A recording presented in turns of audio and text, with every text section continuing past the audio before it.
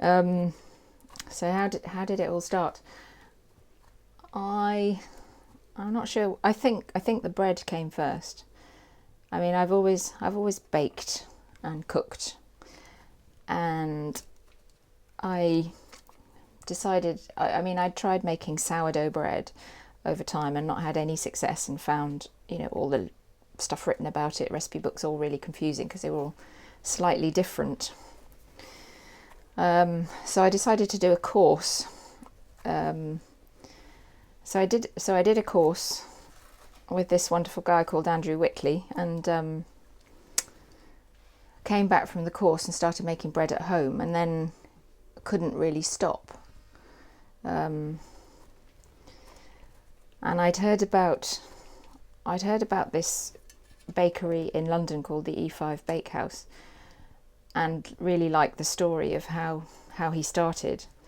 So when I came back from the course, I got in touch with the guy, Ben McKinnon, and arranged to go down for a day to have a look, a chat, see how it worked. So I was there for whatever I could spare that afternoon, a couple of hours, and I just thought, this is brilliant. This is so brilliant. I want to be working in this environment. I just loved it and was really excited by it. So I asked them if I could come and work with them. I was still doing my full-time job at that time. So what I arranged to do was to go down every Saturday and work at the bakery. It was just voluntary. I get a bit confused about the years. Actually, I think it must have been 2011, because I did that every Saturday for 18 months, and was sort of travelling, taking my bike down to London, sat on the train and cycling over to Hackney. Well, I was working in nutrition research, and had been in that job for a very long time. Had sort of, but our funding, usual problem with grant funded projects, our funding ran out. So the project's still going, but the nutrition component was greatly reduced. So I was made redundant. So I just kept on baking and learning, and I also worked out a sort of internship for a month just before I left work, actually, at a cooperative bakery in Huddersfield, which was really interesting. So I was interested in how a cooperative model works, and so did that intensively for a month, which was great. Really enjoyed that. And then I came back to work for the last month, and then that was it. But in the meantime, I'd started making bread for a few people at work, just 1 or 2, 3, 4. And when I left work, they still wanted their bread. And so I carried on making, a few loaves of bread, and cycling it to Addenbrooke's, because that's where I was working, on the Addenbrooke site. And that's really how it started, because other friends, in other parts of town heard what I was doing and decided that they wanted bread too. And so my orders got more, and I started cycling around town more, delivering it. And that was kind of how Bread on a Bike was born, because people kept asking me, what are you called?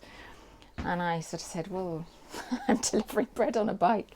The only plan I had when I left work was, I want to take some time out, because I'd never not worked. I'd worked, brought up children, all at the same time. And I'd never had a period when I could just kind of reflect on what I might want to do next. So this was what I wanted to do, just take time out and see what sprang to mind. But in fact, the bread just naturally took over today I start the bread for Thursday that I will bake on Thursday morning, because this is sourdough bread. This is using natural leaven, which is what's in these buckets here. Oh. So late last night I call it refreshing my leaven. I mean, I think it smells amazing.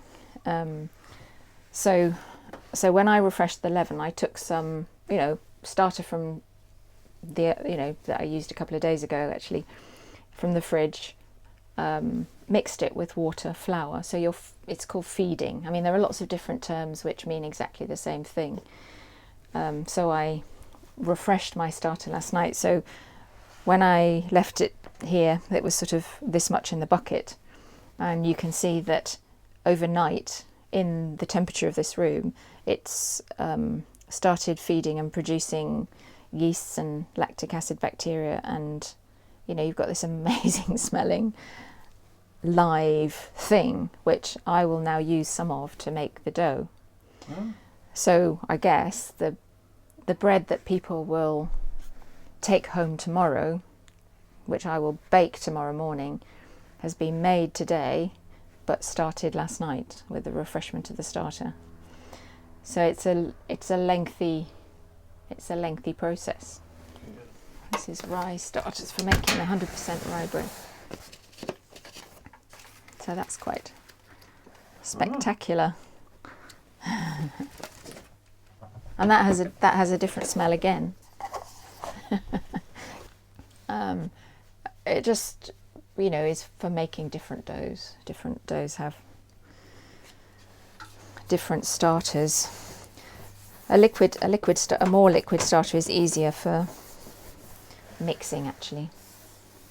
Certainly hand mixing, which I'm doing. I'm only doing hand mixing. I don't have a mixer or anything. No. This little test dough that I made, I mixed together the flour and water and then let it, what you call autolyse for half an hour, and then I mix in the salt. So into this fairly wet dough, you can see I'm mixing the dough, and the dough has the effect of, well, initially when you add water to flour, there are two proteins in flour called glutenin and gliadin, and when you add water to them, you get this thing that we all know about, this protein we all know about called gluten. So you get gluten formation, and that's why that's what you're seeing there. So you let the flour sit there with the water for half an hour, and that's what's happening in your autolyse. The flour is fully absorbing the water, and you're allowing gluten formation to start. After half an hour, you add the salt, and that causes your gluten strand to contract a little bit, so you can see it's tightened up, and this process will continue. I guess we can sort of watch that change over time. So I just sort of mix the salt well in.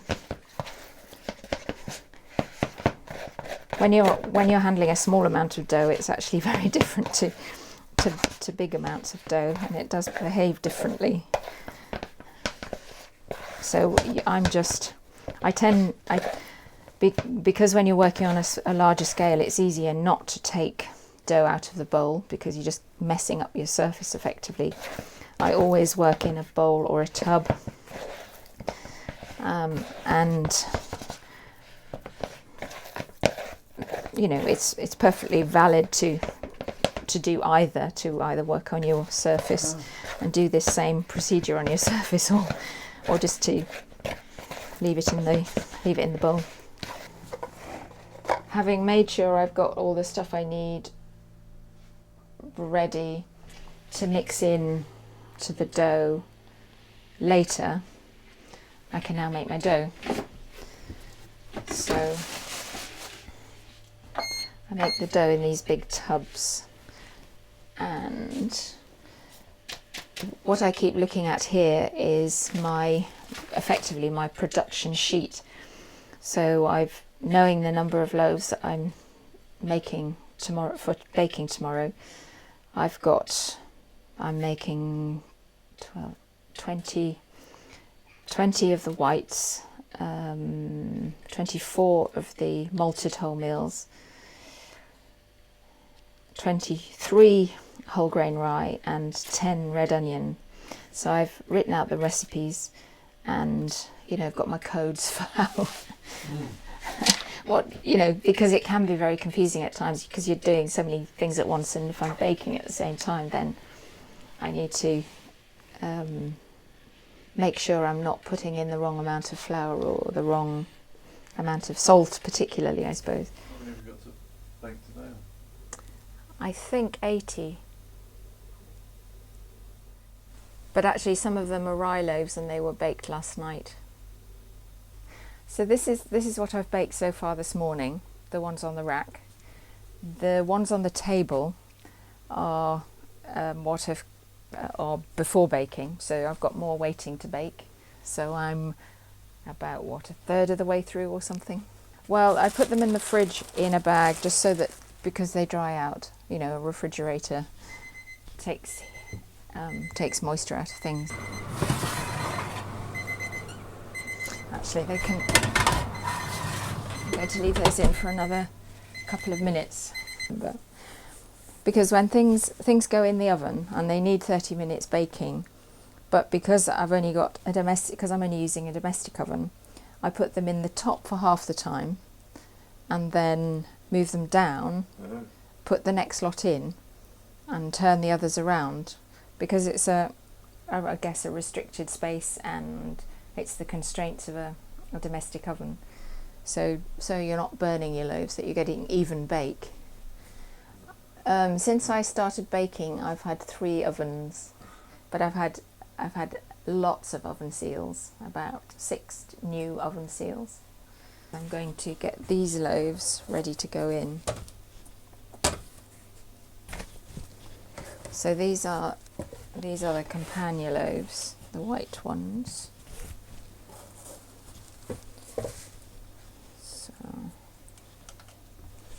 So every different kind of loaf is slashed in a different way, and you slash the loaves so that you get an even opening. Because if I didn't, if I didn't slash them, they would, obviously you put them into the oven with heat and steam and they rise, but they would kind of tear in random ways, which might be quite attractive. But we tend to slash the loaves in a certain kind of signature way, I suppose, which means that they'll open up, hopefully, with this amazing burst. Right, now it's a case of running through these. It all has to be done quite quickly, so. And these ones are turned around.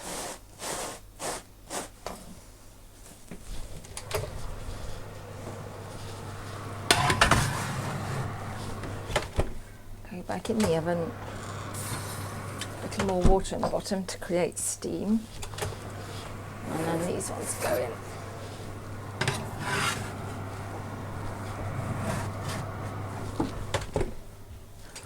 And a little more spritz of water. And remember to put your timer on, because otherwise you don't know what you're doing. So I'd like to ask you how many times you burnt yourself. Scars. Baker's stripes, I think, really call them. Yeah. Sometimes I go through phases, I think, this is really great, I haven't burnt myself, and that happened this week, and then of course I did. It's just sort of a combination of tiredness and, I guess, carelessness, though you're not you're not intentionally I know. being careless. Well, you were asking what happens with the flow of this, really. This was, well, so today's Thursday, so this dough started on Tuesday evening, meaning that I fed or refreshed the starter for this dough. Then it was made yesterday morning and sort of did its thing in the kitchen all day. Then last night, when the dough was ready, I shaped it, so divided it into the appropriate weights, pre-shaped it, shaped it, put it into the bannetons, these wood pulp things, and put them in their plastic bags to put in the fridge, just so that they don't dry out, really. So then this morning, when I got up and put the oven on, I take everything out of the fridge and sort of, assess the state of proving, and hopefully it works, so that obviously I've been baking the wholemeal ones first, and that's because they are generally ready first thing in the morning, so I bake those first, and in the meantime the white loaves and the special loaves, the fruit and the sultana and hazel over there, are sort of coming to, I call it, so they're sort of reaching a stage when they're ready to go in the oven. But I hope that it doesn't all happen at once, so that things get overproved. And obviously in the summer, when it's warm, when it's hot, it's really difficult, because you've got the outside temperature has such an impact that things are just going before your eyes, rising before your eyes, and you're thinking, oh no, everything's going to be overproved. And sometimes you have to put them back in the fridge, or sometimes they stay in the fridge. But that has an impact on your oven. If you've got really cold dough, then obviously that takes the heat out of your oven, which is a domestic oven. So I'm just feeling them. When I'm feeling them, I'm looking for a certain stage of proving, and I would say that that's good. It varies for different types of dough. I'm making different types of bread every week, so and they all have a slightly different feel and a slightly different rate of proving, so it's all sorry about the rustling. Here's fine, because either I was delivering to people, so going out, out and cycling, which is brilliant, having contact with people that way, and now people are coming here. So I think I do like contact with people. I think that's really important to me, whether it would be working with a team of people, to create your product, or having customer contact on this scale, which is realistic on this scale, but it's not necessarily realistic on a bigger scale. I've tried a number of different things, but it's just juggling things at the same time. I've also got to write labels. You're learning as you go, and I think the thing that I've really loved is the community that has developed for me, and the pleasure people seem to get out of a simple loaf of bread.